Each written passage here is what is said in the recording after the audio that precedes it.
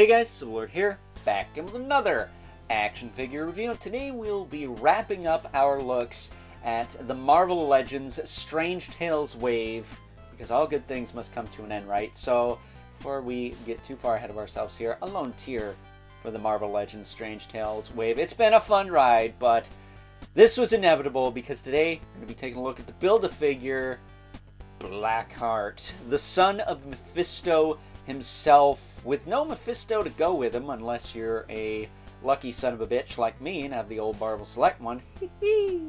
That said, this of course brought to us by the fine folks over at Hasbro, who fingers crossed will give us a Mephisto one of these days. They kind of teased it before New York Comic Con, then proceeded to show an X-Men 97 Sentinel, because we don't have enough X-Men shit in this line, do we? That said, long story short, I know this figure is kinda controversial, and the heart, no pun intended, okay, maybe a little bit, of a lot of conversation amongst the Marvel Legends community, but I'm gonna keep it short and sweet and tell you right out the gate that I like this figure a lot, and it's in my top 10 Marvel Legends of the year. I don't care what you say. That said, review's over. No, please, stay tuned. I have a lot to say about this figure, because I do have the Toy Biz Blackheart from back in the day. I remember seeing it in Rite Aid, actually. I didn't get it back then. I actually bought it off eBay when I was in high school, around 2014, 2015 or so. And I liked that figure quite a bit. For its time, it was solid, but it has its own issues, much like this one. For starters, it had a very cat-looking face, and the tail stuck straight out of its ass, making it a bit of a chore to stand. This one doesn't have the cat face, but it does have a tail sticking straight out of its ass, so he is a little tricky to stand, but I will tell you, of the two, because this guy doesn't have toe joints, he's a lot easier to stand than that old Toy Biz one. That old Toy Biz one wasn't even loose or anything, so, you know, it's just toe joints suck and should be done away with.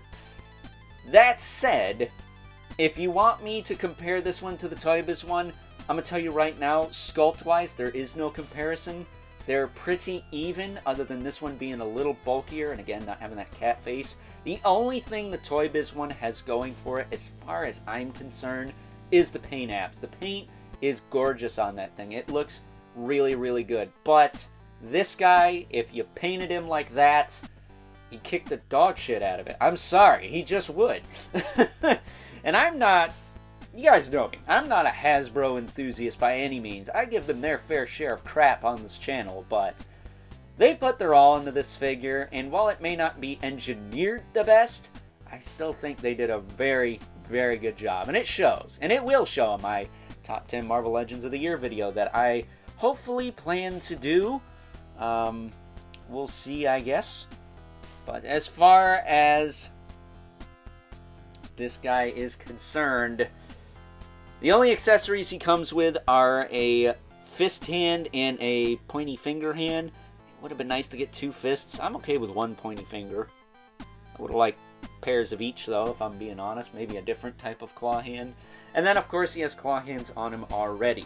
So, taking a closer look at the mighty Blackheart here, straightening out his torso. Because, again, this tail just sticks right out of his butt kiss. I even heated this thing to try and get it to bend down a bit. And while the plastic itself is not, like, super stiff, the wire is not strong enough to bend in this area of the tail. You can only really bend it down here. And once you do that, he's got a nice base to him. He stands up just fine, but yeah, it is cumbersome to work with. Just like the song from the 90s. Is it 7 Mary 3 that does that song? I don't know. Looking at that head sculpt, though, that is Blackheart, if I ever seen him. That looks great. I love his dreadlocks, question mark? I don't know, these are more like dreadlocks that the Predators have, as opposed to, you know, the band Korn, or insert your favorite new metal band here. Mine's Disturbed. Either way, their singer's bald, and most of those guys didn't have dreadlocks, so that was a bad comparison. Either way, I did mention Korn, didn't I? But he's got dread game up the wazoo. Enough to make all those new metal bands jealous. Maybe even the likes of some Rasta guys or reggae guys, whatever. Like Bob Marley. But either way, He's just got this lion's mane of dreads. I don't know what to tell you. And then he's got the degenerate gargoyle legs. And if the NECA Gargoyles line has taught us anything, it's that we're never going to get Coldstone, Macbeth, Gabriel, and Cloak Wings for the rest of those sons of bitches. But it also teaches us that a lot of you guys in the toy community don't know how degenerate legs work. Now, thankfully, I grew up with Bayformers, the Michael Bay Transformer movies. Almost every freaking Decepticon had chicken legs, so I know how they're supposed to bend. This Blackheart's legs are supposed to be bent like this. They're not supposed to be straight. You can straighten the leg out just fine. I mean, if you want to do that, go right ahead. Have him stand on his tiptoes like a ballerina princess, you know, sugar plum fairy mother trucker, but I don't understand why people do that. I really don't. Even just bending the top joint once, you know, you're a little bit closer than you would be. So standing him like this, not only is it more stable because he's got more of a platform and the weight is distributed a little bit more evenly, but that's how he's supposed to look. That's how he stands. I don't think he always has degenerate legs, but these are clearly sculpted to be that way. So as far as his articulation goes, his crazy mane of dreadlocks head will rotate side to side. It'll look down pretty good. Give him that. It'll look up, not really, but it does a little bit. Give him some credit. It's on a double ball peg, but their double ball peg on this guy sucks. Compared to the movie Carnage, it's nothing. Like, there is nothing in this. He does have a little bit of tilt, though. He's got quite a bit of tilt. Never mind. Holy cow. He does have our beloved butterfly joints, though. We move the shoulder up here. You can swing it back and forth just fine. These were not stuck out of package. I will say, these shoulders hurt the crap out of my hands, first of all. But they do rotate. They do hinge up and down. I did heat these up and put some soap in them before plugging them in. Especially this side. This side was really tight, but now they work just fine. So keep that in mind. He does have a bicep swivel, which again, if your shoulders are tight, you might want to monkey with him. That way you don't snap the bicep off. Although it is kind of gummy there, so it shouldn't be too bad. It's got a double elbow. Ow. You're going to be hearing a lot of ows throughout this review. You can bend it about that far. Looks okay. He's got swivel hinge wrists with his 3 fingers, 1 thumb. Diaphragm joint. Let's pop the arms up so I can give you a good look at this. Can tilt that far back. That far forward on its own. If you're going to do the degenerate thing like I do, you're going to want to tilt this forward a little bit. Just because he does lean back slightly. He does tilt side to side, and he does actually rotate. And it's not too tight. I didn't have to use any soap or heat or anything to get that to work. The ab crunch can crunch even further. Looks a little funny from the back. Kind of looks like he has his ass crack going up into his back. He doesn't crunch back very far, but he also doesn't get a big pregnant belly either. But again, I would have preferred this to be up here, and the ball to be down here, if I'm being honest. So as far as his hips go, he can do the splits just about, so that's nice. He can kick it forward and back. He's got thigh rotation, which works just fine. These were pretty tough to get on, so I advise heating them up. And then again, he's got the double jointed knee. You can get pretty good bend out of that. Ow. Ow. Dadgummit. Like I said, there's going to be a lot of owls in this video. This thing just wants to stab the shit out of my hands. And he does have a hinge in the foot. With a rocker. Now, people are saying he doesn't have a rocker. That's not true. He does. It's at a steep angle. See, if his foot was flat, this would be a okay ankle rocker. It's still not great, but the thing he needed was a ball hinge foot, and that would have been good enough. I think people would have been happy with that. That said, if they reissue this guy, I don't really see them doing that. Maybe they'll put the rocker a little less steep in the foot, but for the most part, I think what you got is what you're going to get. The Toy Biz Blackheart, to its credit, did have better rockers, but it was still a pain in the nuts to stand for me. I just could not get that thing to stand half the time. Hence why I didn't get them out for comparison here. Because again, I don't really think there is a comparison between the two. You're going to like this one or you're going to like the old one. I think it's a matter of personal preference.